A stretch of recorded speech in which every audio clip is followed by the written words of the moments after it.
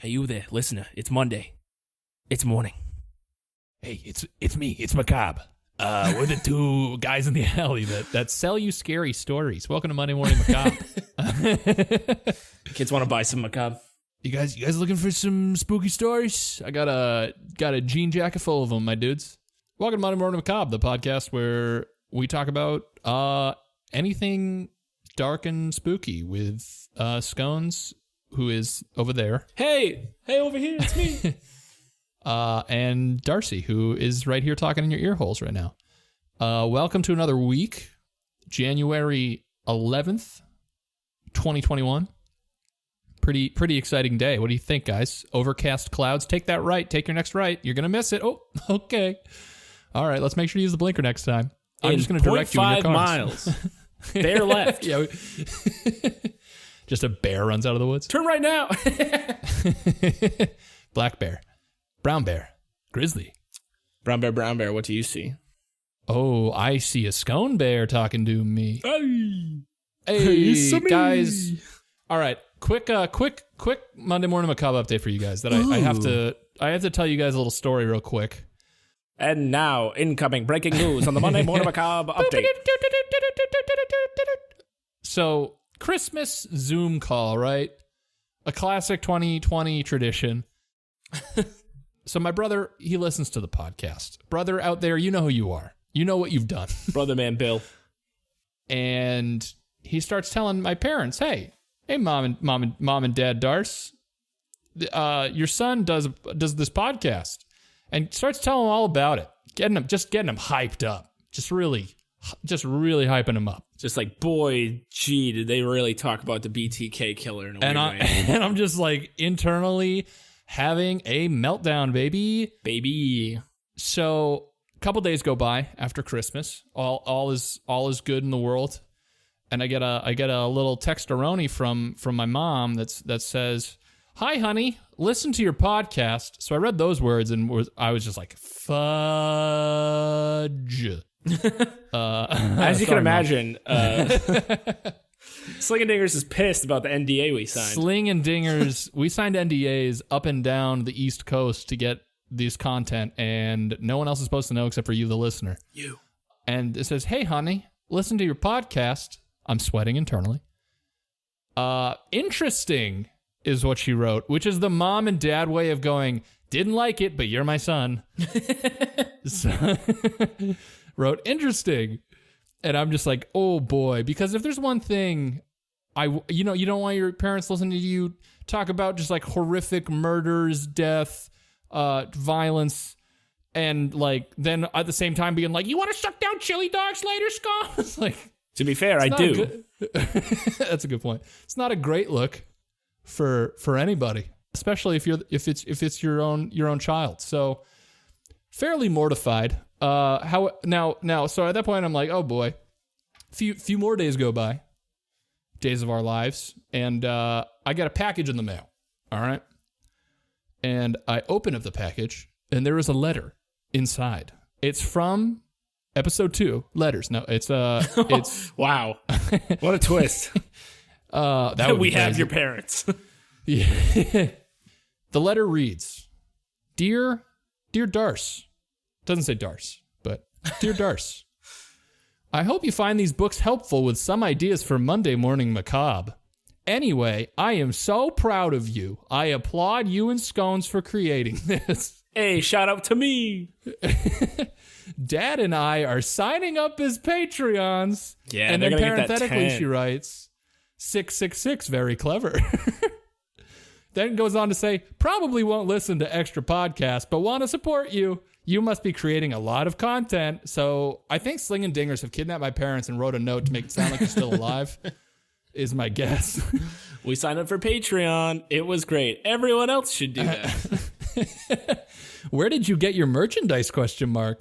And then it says, we love you so much, XOXO. And then P.S., good luck explaining this to your daughter. So that's the letter I get from the Momsky and Dadsky. So Monday Morning Macabre is now a family affair. And I don't think I'll ever be looked at the same, but that's all right. My Uncle Spence listens. Hey, Uncle Spence, shout out to you. All I'm saying is you got to get those local stories to Scones, because I know you got a guy you got to get firsthand account from before you can tell us. Word's out. You get to work, Uncle Spence. Word is out, dude. I'm gonna tell what you told your parents. I'm gonna tell my boss, my rabbi, my priest, my local board of selectmen. My select board of localmen. Oh, great guy, local guy. Oh, support local in this day and age. Anyway, guys, you're here for some scary, spooky stories. And I'm here to provide those because this week I am the Macabrista. Ooh, dish them out, make it rain. The tent is in my hands. And Scones. And it's time to go camping, baby. You're kind of close, not really close, but it's time to go camp. The tent's in my hand, and it's time to go camping. There it is. That's my that's gonna be my epitaph. Scones. Today we're going to be talking about a couple lesser known cryptids. Pew, pew, pew. Let's see, know we crypties. Lessie Locky Nessie Monsties? Ooh. No, we're not talking about Loch Ness Monster or Ogopogo for you Canadians. Wait, is that really what they call it? Yeah, they have their own Loch Ness Monster called Ogopogo. I know that because I was researching this and I came across Ogopogo. God, I fucking love Canadians so much. It was either going to be these two that I'm talking about today, or I was going to talk about Ogopogo and Ahul. But I like these two better. Did you just say Guardians of Gahul? Yeah, Guardians of Owls, Guardians of Gahul. Guys, we're making another Sling and Dingers podcast where we watch a minute of that. Don't worry about it. You guys don't need to know. Don't want to spoil too much good stuff. Yeah, I don't want to give away the secret sauce. Because it's good. It's good. Just brush up on your Owls of Gahul knowledge, guys. And meet us back here in a month. Go get your parents' approval and meet us back here. That's going to be funny to no one. I know, but it's funny to me, so I'm keeping it. Scones, this podcast is 90% for me and you as posterity for when we go missing. Good luck explaining to your daughter Guardians of Gahul. Dude, I won't have to explain it because she's going to be the ghostwriter of the sequels. Anyway, today we're going to be talking about Louisiana's werewolf, the Rougarou. As well as the Prince George's County Goatman. Oh my God, that's it. Band, play us the fuck in.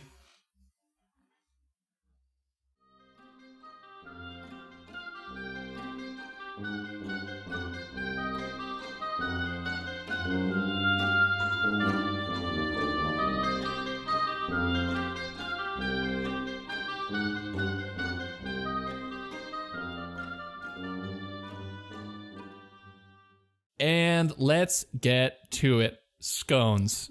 Dude, hit me with that Loup-Garou. This has, all right, the Rougarou, the RuPaul's Drag Garou is... I'd watch that. I'd watch the shit out of it. Yeah, especially when you find out what he is. Not RuPaul, the Rougarou. Yikes. What if I was like, guys, I don't know if you guys know this. So the Rougarou, and Scones, this has a major connection to our times in college that I think you're going to appreciate. The Rougarou used to fucking rip beers, dude. Yeah. He used to rip beers out of Frisbees, dude. No, it'll make sense in a hot minute. So, I'm reading from Pelican State of Mind. That's amazing. It's an article on the history of the Rougarou, Louisiana's werewolf. I want that to be my epitaph, is he had a pelican state of mind. That's when you're chilling on the beach with a giant fish in your mouth, but you're not chewing it. Yeah, its eyes are just poking out your mouth hole, like looking around. I've had a few pelican state of minds in my day. So, speaking of college, the full moon hangs high over the Louisiana swampland. The bright lights of the stars flicker in the murky licks of waves near the towering, ominous cypress trees. Frogs croak their songs in the distance and mosquitoes buzz as they fly around looking for their next meal. Creedence Clearwater Revival's playing in my head right now. Yeah, you're not wrong. There's a howl in the distance. It sounds like a wolf, but something's a little off. Standing on two legs on top of a fallen, moss-covered tree is a large, snarling beast. It throws its head back, letting out a blood-curdling howl to the moon. That's no werewolf. That's my wife. No, that's no werewolf, though. That's what we in Louisiana call the Rougarou. You're right, this does sound a lot like college. Yep. All those moss-covered trees. When traveling down, a lot of you don't know this, but me and Scones are actually just two banjo-playing frogs that sit on a log, and we live in a swamp. I would love that so much. That's canon.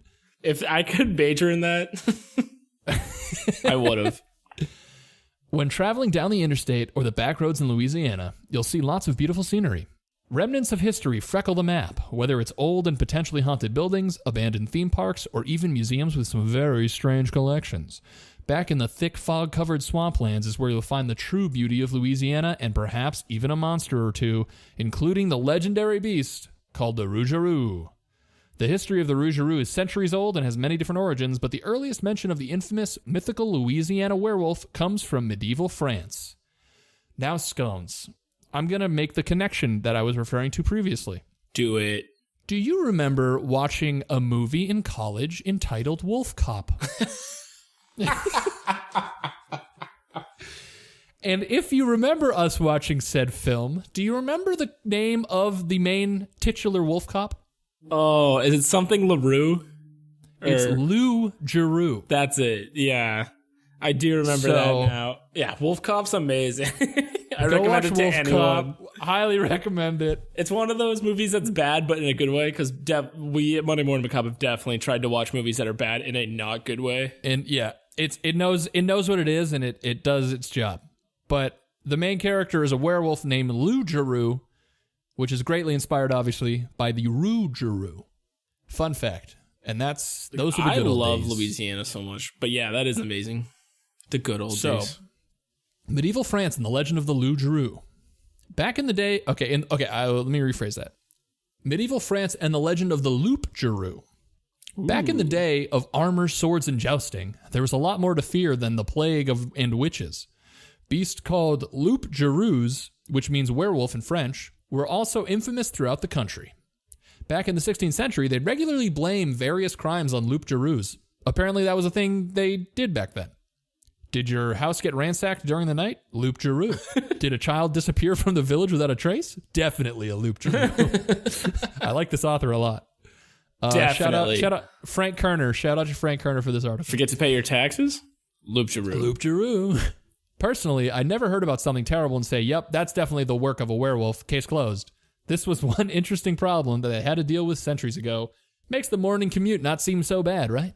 Sure doesn't. The villagers would capture people they believed to be Loup-Garous and then hold a public trial. Usually they'd find someone in the woods or someone in the village who was just, quote, acting strange. The court would ask the public if they believed the accused to be a Loup-Garou, and usually the public agreed. And then parenthetically it says, mainly for the fear that they'd be outed as a witch or a Loup-Garou themselves. So it's basically the witch trials, but werewolf version. Dude, that's fucked up. Imagine just like you're out there in the field ripping apart a sheep with your bare teeth and people think that you're a werewolf. You're a werewolf, yeah. And you're like, no, I just have chest hair. Sorry that I'm an adult. I just need protein, my dude. Loup-Garou is actually what they call werewolves in a certain campaign of Dungeons and Dragons. That is a fact that no one cares about, but I had to spit it out. Scones has been chomping at the bit to get that out. There was also a story that was told to kids that if they didn't know what their parents asked, a Loup-Garou would come and steal them away in the middle of the night. When many of the French migrated to Canada and the southern United States, they took the legend of the Loup-Garou with them. Since the migration, many of the legends began to change to match times and dialect. Since Cajun dialect is a mix of French and English, and well known for changing words completely to roll off the tongue easier, the name of the beast changed from Loup-Garou to Rougarou. In the swamps within the greater New Orleans area and the Acadiana is where the beast has come to live. He might even be neighbors with the Honey Island swamp monster, which is Louisiana's Bigfoot of the swamp. Honey Island, baby. Honey Island. I like that name. Me too. Honey Island. It sounds nice. Oh, it sounds beautiful this time of year. It's me, Chris Matthews. We're talking about hardball on Honey Island. Cajun legend says that the beast down Catholics who don't follow the rules of Lent, which is similar to the telling of the old French stories. Another telling of the story says that the Rougarou is under a 101-day curse. Unless the affected person can transfer the curse to another human being, their curse usually comes from a local witch, sometimes a voodoo priestess. So, I don't know if you remember 101 Good Deeds with Eddie McDowd. I remember 101 Dalmatians. Well, this was an old 1990s Disney Channel TV show where a hobo turned a kid into a dog because he was being an asshole. Wow. And yeah, it's a true story. I remember it clear as day. It is said that you can protect yourself against the Rougarou by laying 13 small objects by your doors. Apparently, when a person changes into the Rougarou, they forget how to count past 12. Dude, life sucks for them. Yeah. I'm count past 12 all the time, and it's great. I can't even imagine. I love the Rougarou will see the 13 objects, try to count them, and be unable to count them all. Does he just die? This will perplex it and will keep recounting until the sun comes up and it must flee. That's a heck of a... This is the easiest monster to beat ever. Yeah, right? Nothing better than getting beaten with basic arithmetic. Just carry around 13 beans in your pocket and you're fucking golden. Despite the fact that it was originally a legend, there still claim to be sightings of the Rougarou to this day, though it has died off a bit in the past decade. The beast is also a hit in pop culture here in Louisiana. There's an annual Rougarou festival in Huama every year. And the Audubon Zoo in New Orleans has a Rougarou exhibit, which includes a statue of the creature in all its swampy glory. That's sick. Yeah. New Orleans Pelicans had originally thought about changing their names from the Hornets to the Rougarous. That would be... Oh, they fucking blew it. Granted, I do like the name Pelicans, but the Rougarous, like having a werewolf team would have been sick. Yep. So we can go to the Mothman Festival. We can go to the Rougarou Festival. I love can do a whole cryptid. How many of these towns and cities are willing to spend taxpaying dollars on statues of mythical creatures? It's honestly a dream come true for me in this podcast. So that's the Rougarou. We got a Louisiana werewolf who has a problem counting, which is still one of the best like legends. Yeah, ways to solve a problem or destroy a mythical beast. Is that like? What is that based in? Like, what kind of lore or like logic? I appreciate the classic werewolf where like you have to shoot it with a silver bullet, and then someone's like, "Oh yeah, yeah, mine. You have to count to 13." Like yeah, like I get like the silver being like pure and it hurts monsters, but like, basic arithmetic defeating monsters is pretty wild. I feel bad for individuals 1 through 12 who are like, I think if we put the beans out, it'll work. They got. But number 13 was like, oh boy. Thank God. I knew it. Did you, a side question. Yeah. You, or also you, the listener, did anyone else learn how to like count like very early on? Anyone know how to count past 12? Asking for a friend. No, did anyone else, like when you're very young in school, learn like math and addition, subtraction using dried kidney beans in a big white like bin? This is a weird, very specific memory that I have. Yeah. I don't know that's why I said beans when I was talking about it. That's so weird. Why did we use beans? I don't know. Huh. That might be a better episode. Getting to the bottom of the bean dried counting. Beans. Is that why it's called bean counting? Is that a thing? That sounds like a bad thing. Are you allowed to say that? I feel like bean counters are like things. What are they? I don't know. Are they werewolves? I don't know. I could be wrong, and I hope I'm not saying something horrible. Is that another cryptid? I got the Ahul, the Ogopogo, and the bean counter of New Jersey. He's still in New Jersey. Did you say Eddie Money? Yeah. Little river band. Rest in peace. The Goatman of Prince George's County in Maryland. Here we go. Crab cakes, football, and Goatman. Oh, dude, you're kind of forgetting one of Maryland's greatest exports, which is Old Bay. Old Bay. Thank you. Which is what I call my wife in 80 years. Hey, do you think Jenny's gonna listen to this episode? I don't think she's gonna live past 30. That's a joke.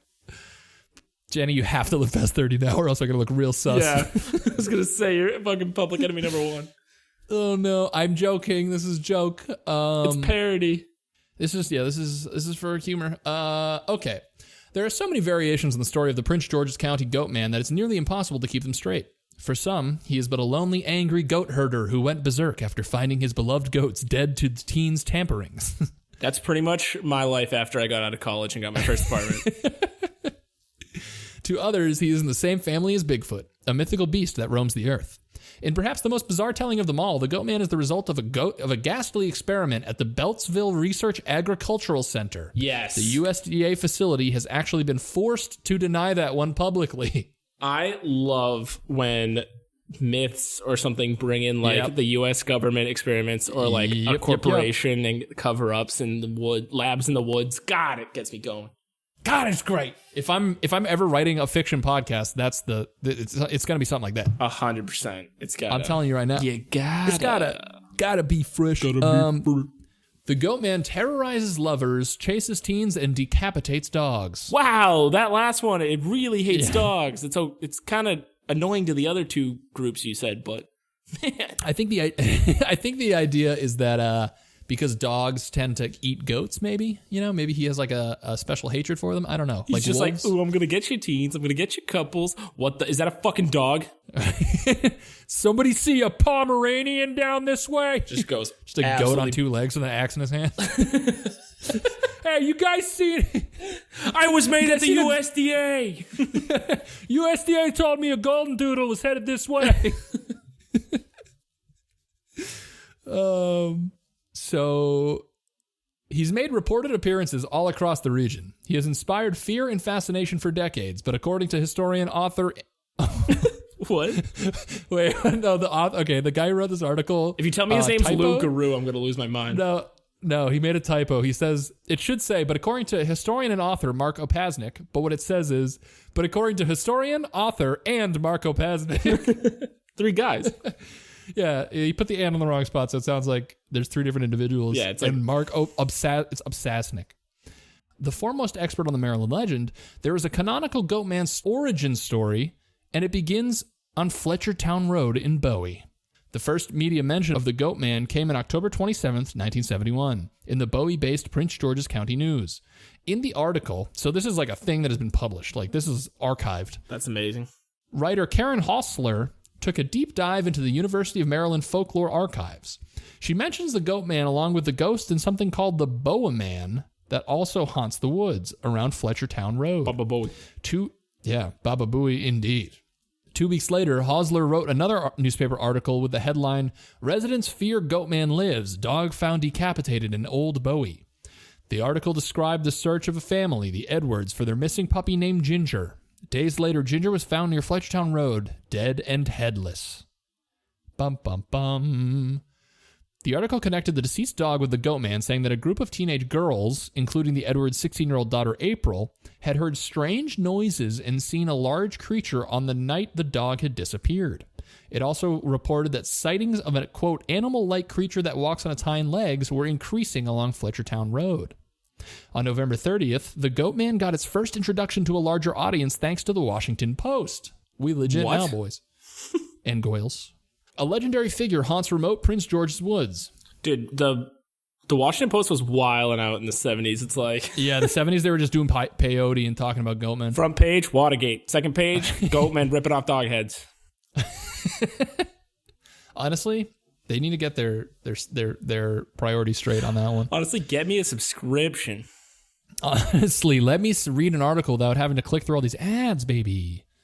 Okay, Ray Hayden, John Hayden, and Willie Gein, the Prince George's County Police, are also quoted in the piece saying, quote, the legend just gets passed down from generation to generation. Wait. And that they've been receiving... Willie Gein?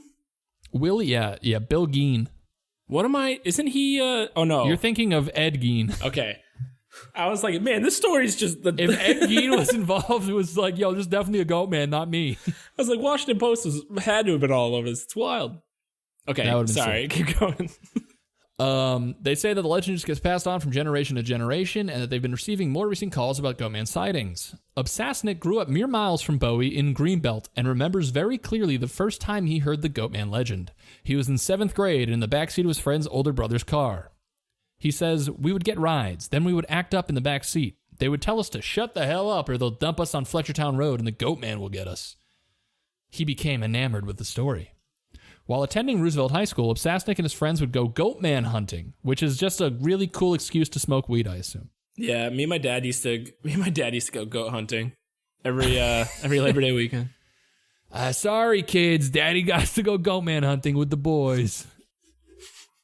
Obsasnik and his friends would go Goatman hunting. In fact, searching for the monster had become a local teen obsession.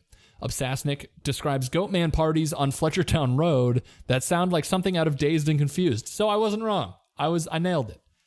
Halloween night, 1979, was one of the craziest nights of my life, Obsasnik says. That's all he says. He does not continue the story. Honestly, dude, one of the craziest nights of my life. Thank you. And Goodbye. everyone's like, ladies and gentlemen, we got him. Now watch this drive. Dr. Barry Pearson is a professor of folklore in the English department at the University of Maryland and was in charge of the aforementioned University of Maryland's folklore archives. Even today, he says, if I mention the Goatman on the first day of class, all the locals know exactly what I'm talking about. Pearson thinks the legend of the Goatman was influenced by a car culture in the 60s and 70s, which gave teens the freedom to discover the world around them. That's also a stretch of the imagination. This Goatman ripping off dog heads. It's about teens discovering themselves. It's really just a journey of self-discovery for these post-pubescent children. Listen, we all went through it. It might also be tied to what students were learning about Greek culture and the half-man, half-goat god Pan in school. Certainly the newspaper accounts helped, and goats are, kind of freaky anyway. What a weird thing to write. Kind of, not a freaky. Kind of freaky. Goats are kind of freaky. Not real freaking naughty. That's a dodgeball reference. He goes on to say, quote, goats are known to be smelly and sometimes kind of charming, which is like, this guy's into goats. I'm 100% positive. That guy's read my Tinder page, dude. Yeah, this guy's like, goats are freaky and smelly and kind of charming. You're like, what is this dude doing on his weekend? That's the scone's promise, and your parents are listening, so here we are. Yep. But if you took a look at them closely, especially in their eyes, they were really scary in their own way, Pearson says. All right, thanks, Pearson. Oh, man.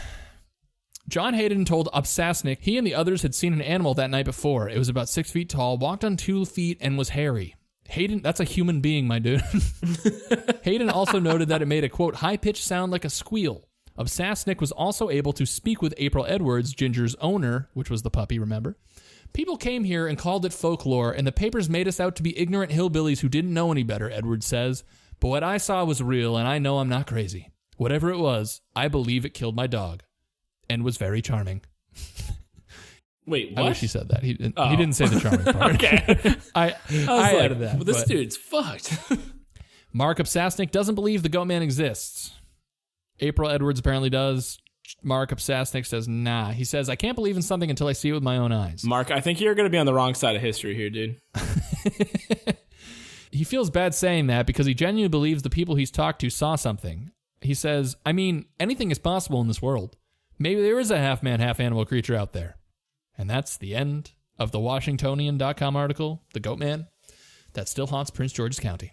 I agree with him that it's kind of, I feel like a lot of people who say, like, have these stories of cryptids or UFOs or whatever, they definitely see something. Yeah, they see something, or they're really drunk or high and see something, but yeah, there's some unexplained occurrence that happens in their life that they will never have closure on, which is sad to think about. I wish I had a superpower where I could rewatch all of... Yeah, you could like know all the world's mysteries? Or just even like see what they saw. Yeah. Dyatlov Pass, #1 place I'm going, baby. I want that thing in Harry Potter where like Dumbledore takes like his memory and it looks like a snot wad out of his head and he just puts it into a pool and dunks his head in and he like watches all the saddest scenes. Yeah, that's such a Ravenclaw thing to say, dude. Oh my god. You know it, baby. I can't remember what it's called, but you know that there's listeners screaming at their radios and podcasts, whatever they're listening on right now, being like, it's called the Pensive or whatever. Was that it? Pensive? Did you just like low-key pull it out of your ass? Wait, did I nail it? Pensive. Is that it? Pensive World. Okay, Wizarding World. A pensive is a wide and shallow dish made of metal or stone, often elaborately decorated or inlaid with precious stones and carrying powerful and complex enchantments. Perceived dangers of the pensive relate to its power over memory or thought. I nailed it. It's the pensive. I'm the best. I like the way I describe it, where you pull a memory snot out of your temple. A memory booger. And then just dunk your head in a bird bath and you can see all the saddest shit you've ever seen. You can just listen to Morrissey on repeat for a few hours. And I feel like that's literally like me every night is I use a pensieve when I think of all the cringiest shit I've ever done. Yeah, as you just stare at your ceiling in bed. Yeah. That's the move. I'm like, wow, clear as day, that memory. Can't remember my daughter's first smile, but boy, oh boy. That time I accidentally called my kindergarten teacher Mom, it's there in the front of my head.